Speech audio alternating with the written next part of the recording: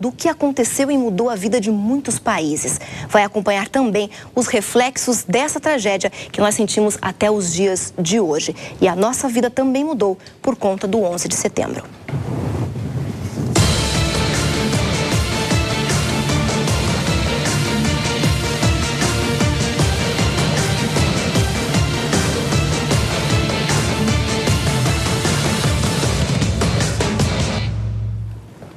E para esse programa especial, nós temos aqui no estúdio convidados também muito especiais. Está conosco hoje o jornalista Michelson Borges. Tudo bom, Michelson? Tudo bem, Betina? Prazer estar com vocês. Muito bom tê-lo com a gente. O Michelson é jornalista, escritor e editor de livros da Casa Publicadora Brasileira e também é mestre em teologia pela Universidade Adventista de São Paulo. É isso mesmo, Michelson? É isso. E ainda membro da Sociedade Criacionista Brasileira.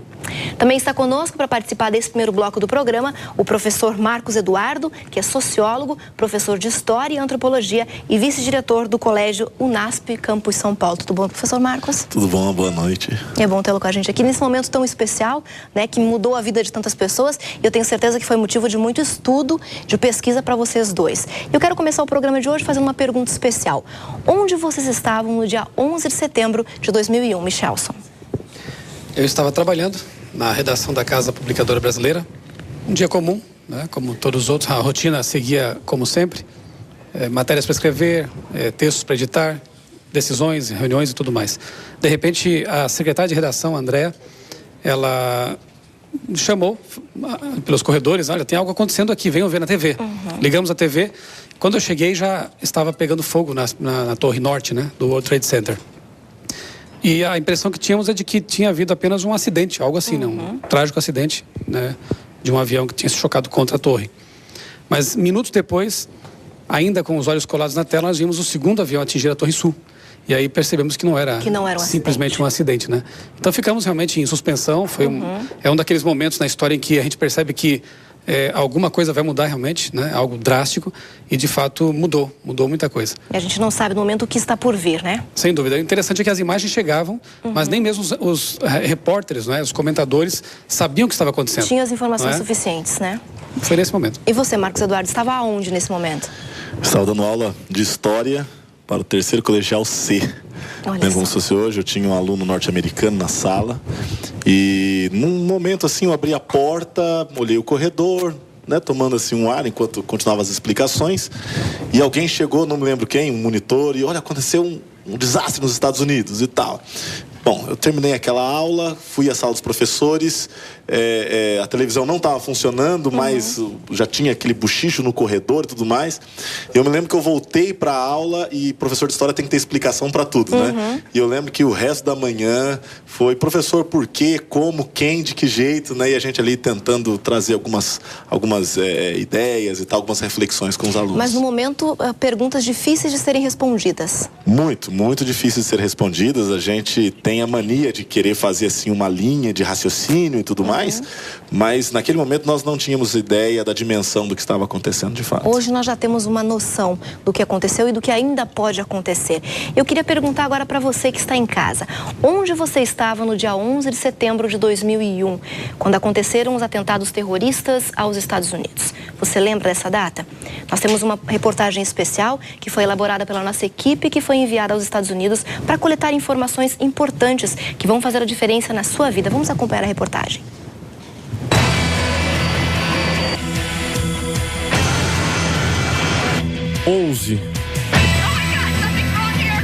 Setembro 2001. A partir daí, nunca mais estas palavras juntas teriam o mesmo significado. O mundo não seria mais o mesmo. Eu sei que naquele dia foi assim, um dia que todo mundo olhou para dentro das pessoas mesmo e elas viram que tudo pode acabar em qualquer momento. Aquele dia foi o dia que eu senti muito medo. E assim, depois que eu comecei a lembrar daquelas bolas de fogo que eu via caindo, que aquilo era pessoas que estavam se jogando do prédio, entendeu? Foi assim, foi uma cena de destruição. Eu nunca vi uma coisa parecida em toda a minha vida. Assim, eu espero nunca mais ver. Well, the most impressive thing that I remember at 11 is driving in Long Island and actually seeing the smoke on the two buildings. You know, that was, a sight that was almost like it wasn't happening. Porque algo me decía que no fuera, vete de aquí. Entonces yo cogí y los bajamos. Entonces yo dije, no bajemos por el elevado, vamos a coger la escalera. Va a ser peligroso, pero... Y ahí fue que vino el avión que yo lo vi cuando venía. Y yo le dije, bájense. E aí explodiu que isso... Ai, Deus meu. Naquela manhã de terça-feira, o comércio funcionava normalmente. O Wall Street viveria mais um dia de compra e venda de ações. Símbolo de liberdade e democracia, os Estados Unidos desfrutavam de um poderio incontestável à época. O fantasma da Guerra Fria era apenas um recente passado a ser esquecido. De repente, tudo mudou. Os ataques aconteceram entre 8h46 e 10h28 da manhã. Além do complexo do World Trade Center, o Pentágono foi atingido e um avião com terroristas foi abatido na Pensilvânia. Muitos estavam indo para o trabalho, como Mábio Coelho, brasileiro que trabalhava em um dos andares mais altos de uma das torres atingidas. Eu morava num local chamado Long Island, em que havia uma linha de trem que me levava de casa até Manhattan em 40 minutos. E esse trem ele parava na minha cidade, na cidade vizinha e na próxima, e depois seguia expresso até Nova York. Em vezes anteriores, quando eu perdi o trem assim por pouco, vi o trem saindo, eu podia correr na outra cidade e pegar o trem lá. Nesse dia, quando eu cheguei na estação, o trem estava deixando a estação. E aí minha esposa correu até a próxima estação, não conseguimos pegar o trem, fomos até a terceira estação, mesma coisa. Aí eu saltei para pegar o próximo trem, mas infelizmente não ia conseguir chegar à reunião a tempo, que era às 8h30. Liguei para os colegas, pedi para descerem, tomarem café e tal. Desceram. E quando eu cheguei lá, já havia tido o primeiro impacto. Assim, naquele minuto, o metrô, ele parava embaixo do World Trade Center. Então, se eu tivesse chegado minutos antes, eu provavelmente teria subido ainda e ficaria preso lá por cima, porque eu nem veria a luz.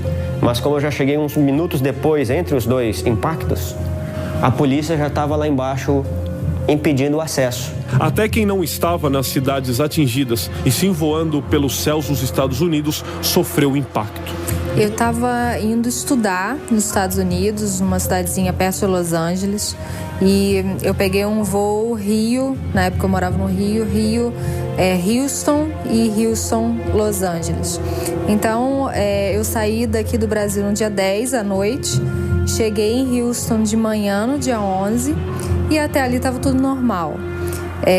Quando a gente pegou o voo que ia de Houston até Los Angeles, que era o destino final, depois de 1 hora, mais ou menos 1h30 de voo, o comandante do voo falou que a gente deveria parar, que o voo seria parado, interrompido, a gente pararia numa cidadezinha chamada El Paso, que era no meio do deserto, no meio do nada, e ele falou que a gente teria que fazer isso por leis federais, mas não deu mais detalhes nenhum.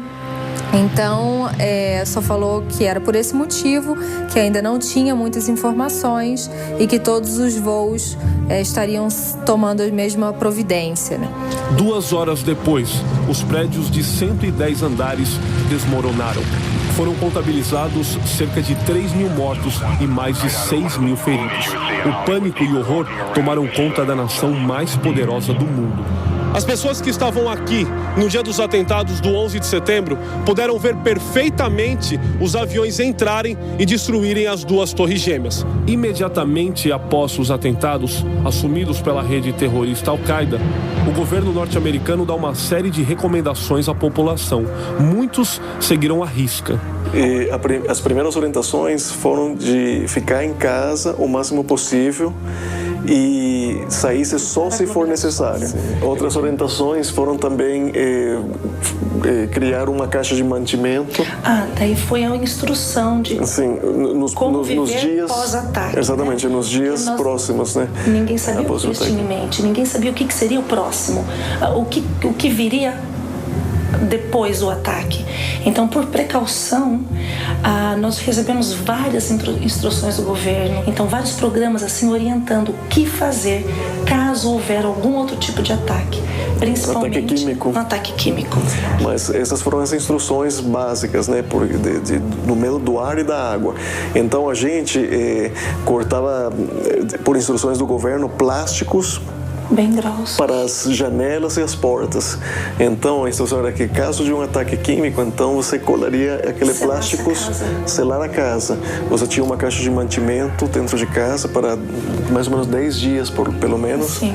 Muitas pessoas não seguiram essas instruções, eram mais tranquilas quanto a isso. Mas por nós termos a grande maioria, exatamente. Nós não contamos com a sorte, então a gente realmente seguiu as instruções do governo. Ao pé da letra. Tínhamos uma caixa bem grande em casa e uma caixa em cada carro. Exatamente. E também instruções de fuga, caso aconteça onde nos encontramos, porque ele estava no trabalho, eu na cidade, vamos saber aonde.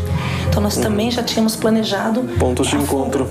Pontos de encontro na cidade. Ao arquitetar o ataque terrorista, a Al-Qaeda diz lutar contra o imperialismo norte-americano e o avanço do estilo de vida ocidental nos países muçulmanos. Alguns terroristas estiveram infiltrados na população, convivendo com os americanos por mais de um ano. Um piloto da aviação civil explica como os sequestradores tiveram a habilidade de atingir as duas torres. A entrevista é concedida dentro do avião, no retorno da nossa equipe ao Brasil. Para el tiempo de que ellos cometieron ese acto, era muy fácil obtener el entrenamiento del simulador. Simplemente con una licencia comercial, 250 horas de vuelo, multimotor, ellos pudieron matricularse para hacer un curso en los aviones que ellos usaron para cometer el acto. Ya supuestamente después de 5 o 6 horas uno tiene las destrezas básicas para poder pilotear uno de estos aviones con las maniobras necesarias para por lo menos despegar y hacer lo que ellos estaban haciendo. Con simplemente pagar los $1,000 a $2,000 la hora, ellos obtenieron fácilmente el entrenamiento que necesitavam. Ainda que a maioria acredite que realmente foi um atentado, eu acredito realmente no terrorismo. Alguma coisa planejada mesmo, contra os americanos, e acho que o próprio país não se prejudicaria tanto como o país foi prejudicado. Outros duvidam. Eu realmente acredito que tem uma conspiração por trás disso. Mas o que levou você a crer nisso?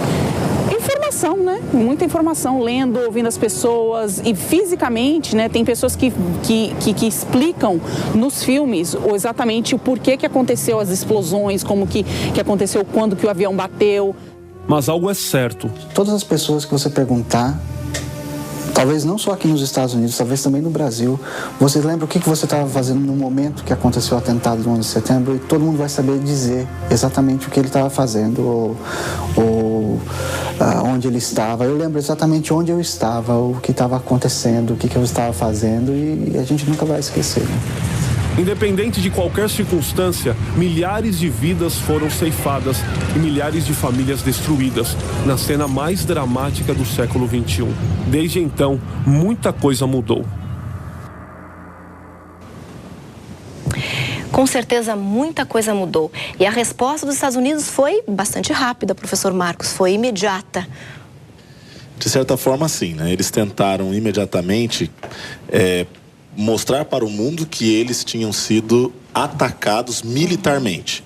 Criar um consenso, fazer alianças, que foram alianças, digamos, selecionadas, para então, com o respaldo da comunidade internacional, ou pelo menos dos organismos multilaterais, partir para uma ação. A invasão do Afeganistão, alguns dias depois, foi uma resposta pronta que eles deram aos ataques. Agora, Michelson, os Estados Unidos já tinham um novo inimigo, os terroristas. Então, agora eles estavam declarando guerra, a guerra do terror. A gente pode falar assim? O mundo que havia sido polarizado antes, né, com capitalistas e comunistas de um lado, né, agora mudava, né, para um outro tipo de polarização, digamos assim. Só que o inimigo não era mais agora tão claro, era mais difuso, né. Você tinha o inimigo dentro do seu território, era um inimigo ideológico, agora não mais um inimigo local, né, mais que ver com religião do que ideologia até. Não era um Estado. Exatamente, né? Não era um né? Estado. E isso surpreendeu naturalmente os Estados Unidos, né?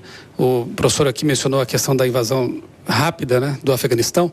Nesse momento, a comunidade internacional estava favorável aos Estados Unidos, havia um clima de simpatia, não é?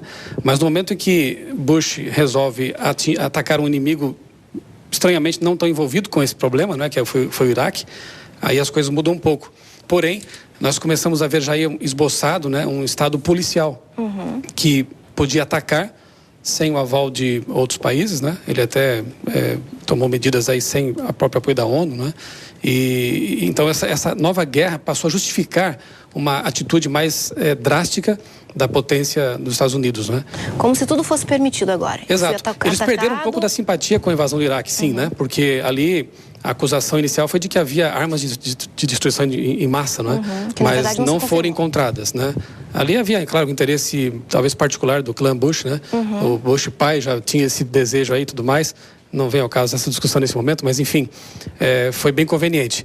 Mas mesmo assim, com essa invasão, nós vemos que realmente os Estados Unidos adquirem uma força, né, ainda maior do que já tinha, de intervir, de estender suas garras aí para outras direções e não ser contestados, né? E conta com algumas parcerias, né? O professor Marcos falou de parcerias selecionadas. Alianças, né? Alianças. Inglaterra, de primeira mão, Espanha, né, e outros países, inclusive países que depois foram retaliados com ataques terroristas na sequência. Né? O mais interessante, né, nessa questão é que o seguinte, os Estados Unidos eles configuraram um império. E você tem agora populações que estão à margem desse império, não são vistas por esse império. E são essas populações agora desterritorializadas que atacam o território americano. Então, realmente, a forma da guerra mudou. Né? Deixa de ser uma guerra contra o Estado, passa a ser uma guerra contra uma ideologia, uma visão de mundo. Como é que fica a população no meio disso, Michelson? Eu imagino que é um tanto confuso, né? Você imaginar assim uma disputa dessa, né? Com teores, com sabores religiosos, né? E as pessoas tendo que se posicionar no meio de tudo isso. Também, né? A primeira guerra que nós temos uma cobertura assim ao vivo, né? E com todas as cores, né? Isso aí criou um clima de terror e que certamente foi também aproveitado, né? Por interesses também um tanto escusos, né? Exatamente, esse foi um dos motivos que hoje nós lembramos do dia 11 de setembro de 2001, Sim. porque foi amplamente divulgado, cobertura ao vivo, o professor Marcos falava isso, né? Exatamente, se você observar, a cobertura foi inédita para um caso como esse, né? O impacto, eu até fazendo uma análise assim, até simples, o mundo passou por traumas muito maiores do que o 11 de setembro, mas nós temos dois elementos aí diferentes. Primeiro, foi ao coração do império, né? Segundo, foi ao vivo, né? Então, as redes de comunicação no mundo inteiro compraram os pacotes jornalísticos dos grupos americanos. Então reproduziram. Jornais aqui no Brasil, por exemplo, usaram como chamada de primeira capa o que saía embaixo na CNN, ali o que era colocado como título. Então, essa forma de exposição do fato trouxe, então, obviamente, uma marca na nossa memória, na nossa história, que aí, talvez, perpétua. Quando você fala aí de um pacote de informações, de imagens, entrevistas, me vem à mente algumas teorias que a gente andou sabendo enquanto estava acontecendo os ataques terroristas, e depois muitas reportagens, entrevistas sobre isso, a teoria da conspiração, né? De repente, a gente recebe um pacote de imagens, de entrevistas, fechadinho, todo mundo divulga a mesma coisa, ninguém questiona além disso. Michelson, teoria da conspiração, a gente pode dizer que se configurou, não? Quem assistiu, por exemplo, aqui o documentário de Michael Moore, né, o Fahrenheit 11 de setembro, teve algumas informações interessantes ali, não é? A família Bin Laden, quando acontece o atentado, né, terrorista ali, o governo ordena que todos os voos, 4.000 voos que estavam em andamento naquele momento, aterrissem, né? E, no entanto, naquele clima ali, a família Bin Laden consegue escapar, né? Consegue ser transportada em segurança, né? Quando deveria ser, na verdade, intimada, né? Para dar informações, enfim, como se procederia em qualquer processo de investigação. Então isso levantou muitas suspeitas, né? Suspeitas de ajuda, inclusive, de envolvimento do governo americano, facilitando, né, essa fuga, ou beneficiando essa família. Outros ainda acham que teria havido uma implosão dos prédios, né? Enfim, muitas teorias surgiram, né? Agora, o que nos interessa realmente são as consequências, né, do fato que aconteceu. Há algumas lacunas na história que talvez com mais distanciamento ainda, além de 10 anos, talvez 15, 20, poderão ser analisadas. Ainda está meio fresco, né, esse fato. Mas no que vocês acreditam? Vocês como pesquisadores, estudiosos, jornalista, professor, no que vocês acreditam? Eu acredito na teoria da conspiração de quem destruiu os prédios. Conspiraram, né? Conspiraram, né? Mas realmente... a história, em alguns momentos, ela se repete, até como farsa, né? Quando a gente olha o ataque a Pearl Harbor, que leva os Estados Unidos a entrarem de vez na Segunda Guerra Mundial, a gente percebe que houve, talvez ali, pelo menos um momento de deixa acontecer pra gente ter uma boa desculpa. Mas eles não se atacaram. Da mesma forma agora, pode ter ocorrido alguma informação que foi deixada de lado, alguma coisa parecida com isso. Negligência, alguma negligência, talvez, mas absolutamente a violência do ataque e tudo mais, eu não consigo acreditar que aquilo tenha sido um suicídio do próprio Alguns chamam de evento falsa bandeira, né? Para manter o status quo ou promover mudanças que já eram do interesse do governo. Por exemplo, a questão da manipulação da mídia, não é? Do cerceamento das liberdades individuais, não é? Eu trouxe aqui uma revista de ampla circulação nacional. Eu acho que num parágrafo apenas eles conseguiram resumir consequências drásticas, né, que advieram desse atentado. Por exemplo, diz aqui que, determinados a combater o terrorismo a qualquer preço, os Estados Unidos tomaram medidas radicais. O governo passou a grampear secretamente e-mails e telefonemas da população. Criou cadeias à margem da lei, Guantánamo, né? Que não obedecem a regras jurídicas do país. E usou tortura contra suspeitos de terrorismo. Interessante como a arte imita a vida, né? E se inspira nela. Assim que ocorreram esses atentados, 2 filmes ou 2 produções hollywoodianas reproduziram esse tipo de atitude aqui. Por exemplo, o filme Batman, o Cavaleiro das Trevas. Nesse filme, pós 11 de setembro, o personagem vai até a China, rapta um bandido, um malfeitor, o leva para Gotham City, ou Nova York, seria, não é? Sem que haja nenhuma interferência internacional. Outro seriado, 24 horas, não é? O personagem principal ali, o Jack Bauer, ele não responde a nenhuma lei internacional, faz e acontece, tudo em nome de uma suposta justiça, não é?